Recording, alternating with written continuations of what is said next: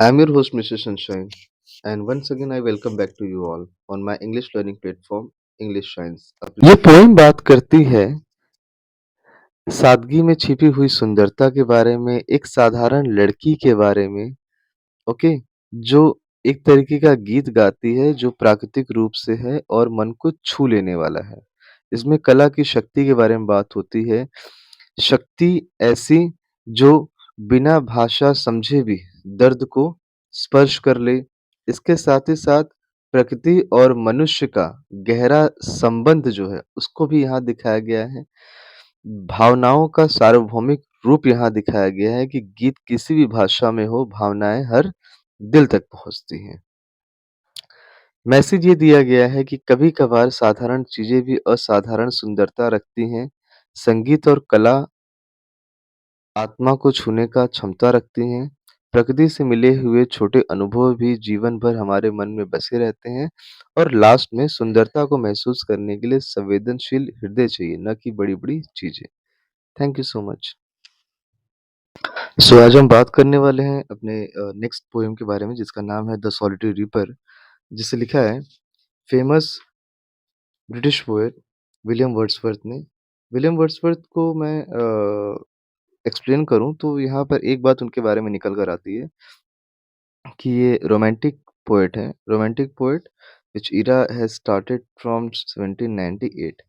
William Wordsworth के बारे में देखिए क्या लिखा गया है कि William Wordsworth was one of the most famous romantic poet who excelled in vivid and joyous description of nature. इन्हें नेचर को एक्सप्लेन करना काफ़ी बखूबी से आता था, काफ़ी अच्छी तरीके से आता था। Some of his most famous poems are the Lucy poem, Daffodils, Tintin Abbey and The Prelude। इसके अलावा यहाँ इस पोएम को थोड़ा-सा एक्सप्लेनेशन भी दिया गया है पेज नंबर 46 पे। In this poem, the speaker describes an incident when he was on one of he walks off he walks in Scotland. There he comes across Highland girl singing melodiously as she cut and binds the grain in the field.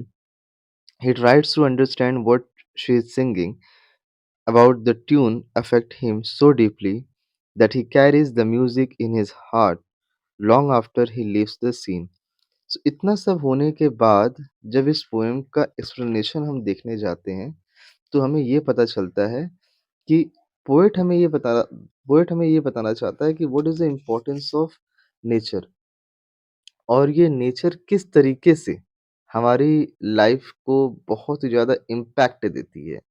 This is all about that meaning of this poem. And now let's see here line by line. Behold her single in the field. Behold her single in the field. देखो वो लड़की वहाँ अकेले खेतों में काम कर रही है।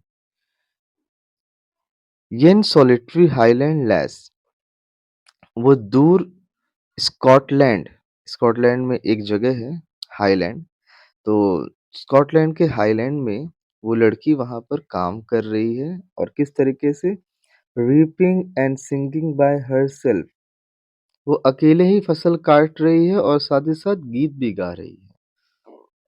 स्टॉप हियर और जेंटली पास, मैं यहाँ से रुकूं या धीरे से पास से निकल जाऊं ताकि वो जो गीत गा रही है उसके गीत गाने में किसी तरीके का प्रिवेंटेशन बाधा रुकावट न आने पाए। After stranger one stranger to alone she cuts and bind the green, वो अकेली है, अकेले फसल काट रही है और उसे बांध भी रही है। एंड सिंग्स अ मेलनकोली स्ट्रेन, वह एक उदास और दर्द भरा गीत भी गा रही है।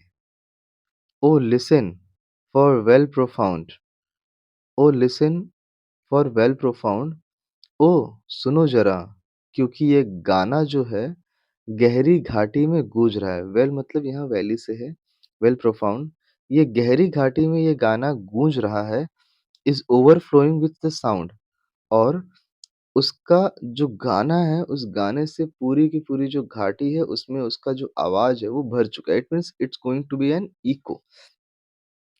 No nightingale did ever chant. अब यहाँ वो नाइटिंगेल से कंपेयर करते हैं कि कभी कोई बुलबुल, नाइटिंगेल भी इतना मधुर गीत नहीं गा सकती जितना मधुर गाना ये गा रही है। More welcome notes to weary bands. कह रहे हैं थके हुए यात्रियों को भी इतना अच्छा स्वागत करते हुए गीत कभी सुनाई नहीं दिया। मतलब वो ये कहना चाहते हैं कि इस रास्ते से जो भी गुजर रहा है, उनके लिए ये जो गाना है एक वेलकम नोट की तरह है। Of travellers in some shady haunt, जो किसी छायादार में आराम करते हुए यात्रियों को सुनाई देती है। कह रहे हैं कि यहाँ पर जो भी यात्री हैं, आ रहे हैं, उनको इतना मधुर गीत सुनाई देता है कि उनके लिए एक वेलकम नोट की तरह है। और जो छायादार जगहों में आराम भी कर रहे हैं, छायादार जगहों में आराम कर रहे हैं, उनके लिए भी ये गाना बहुत मधुर है। अमंग अरेबियन सैंड्स, अरब की गर्म रेतीली भूमि से यात्रियों के लिए इतना सुखद, इतना मेलोडियस सॉन्ग कभी सुनने को नहीं मिला, क्योंकि वहाँ पे उन्हें सिर्फ़ और सिर्फ़ अगर किसी चीज़ की आवाज़ सुनाई देती थी, तो वो पूरी की पूरी साउंड थी रेत की। A voice so thrilling never was heard in spite time from Kuku bird. अब आगे ये बताया जाता है हमें कि इतना रोमांचक और मन को हिला देने वाला आवाज़ कभी नहीं सुना गया। और स्प्रिंग टाइम में, वसंत ऋतु में जो कुक्कू बर्ड है, कोयल बर्ड है, उसकी भी आवाज़ इतनी मधुर नहीं लगती, जितनी कि इसकी लग रही है। Breaking the silence of the sea among the farthest Hebrides. कह रहे हैं, इसकी जो आवाज़ है, breaking the silence of the sea, वो समुद्र की शांति को भी तोड़ देती है। और Hebrides, a group of Skye a group of island west coast of Scotland. आगे बताते हैं वो कि जो हेब्राइड्स है, स्कॉटलैंड के जो दूर-दूर के द्वीप हैं, आइलैंड है, वहाँ पर भी कभी ऐसी आवाज़ नहीं सुनी गई। आई होप आपको पेज नंबर 45 क्लियर हुआ होगा। On now page number 46। See here, will no one tell, थोड़ा-सा नीचे कर लेता हूँ, या now it's good. Will no one tell me what she is sing. वो जिस तरीके से गीत गा रही है ना, मुझे कोई नहीं बता सकता कि वो क्या गीत गा रही है। Perhaps the plaintive numbers flow for old unhappy for things and battles long ago।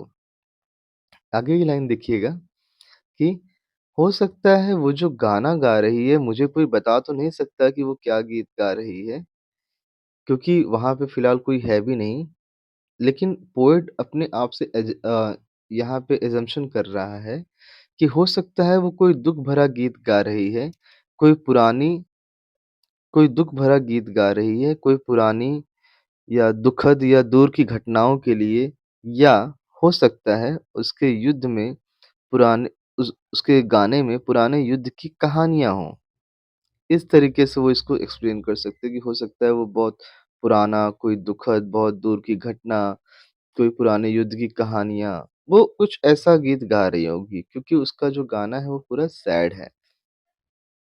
और इट इज़ मोर हम्बल ले for familiar matters of today. आगे बताया जाता है कि या फिर वो कोई साधारण सा गीत गा रही हो आज के साधारण जीवन से जुड़ी हुई किसी बात पर। ओके? नेक्स्ट लाइन देखिएगा, सम नेचुरल सॉरोज़, लॉस और pain that has been may be again. आगे की लाइन में हमें ये बताया जाता है कि कि हो सकता है उसे कोई प्राकृतिक नुकसान हुआ हो, कोई प्राकृतिक तकलीफ़ हो, या कोई दर्द हो, या कुछ ऐसा जो उसके साथ घटित हुआ हो। उन सभी को फ़ील करके वो इस जगह पे एक सैडफुल सा सॉन्ग गा रही है। Whatever the themes the maiden sang, कह रहे हैं कि भले वो किसी भी विषय पर गीत गा रही हो, as if her song could have no ending। लेकिन उसको सुन के ऐसा लगता है कि उसका जो सॉन्ग है वो कभी खत्म ही नहीं होगा, उसका गीत कभी खत्म ही नहीं होगा। I saw her singing at her work and over the sickle binding. जब मैंने उसे काम करते हुए देखा था ना, तो वो सिकल, ये देखिए ये जो पिक्चर है ना, ये, तो कह रहे हैं कि इस सिक जब मैंने उसे गीत गाते हुए देखा था, तो उस वक़्त वो काम कर रही थी और फसलों को काट रही थी। I listen motionless and still. मैं बिना हिले चुपचाप खड़ा होकर उसकी आवाज़ सुन रहा था और मैं बिना कुछ मूवमेंट किए खड़ा होकर उसकी आवाज़ सुन रहा था और उसके बाद मैंने क्या किया, and I mountain up the हिल, और उसके बाद मैं पहाड़ी पर चढ़कर आगे बढ़ गया। जब तक मेरा मन किया मैं सुना, मेरा मन किया कि मैं और देर तक रहूँ, but it was a time that I have to go.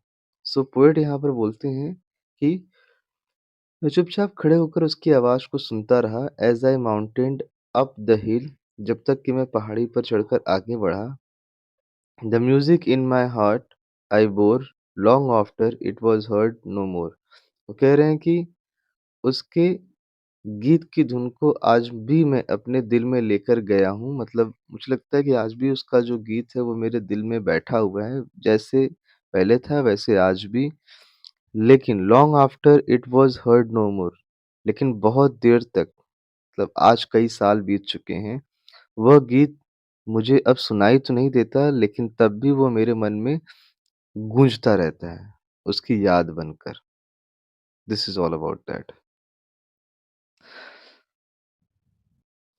I hope आपको हमारा ये वीडियो अच्छा लगा होगा। प्लीज़ लाइक, कमेंट, सब्सक्राइब ज़रूर करिएगा। आपके कोई सुझाव हो तो कमेंट बॉक्स के थ्रू हमें ज़रूर बताइए, हमें बहुत अच्छा लगेगा। इससे हमें आगे बढ़ने में मदद मिलती है। तब तक के लिए साइनिंग ऑफ, बाय। दोबारा फिर किसी वीडियो में मिलते हैं। तब तक के लिए जय हिंद।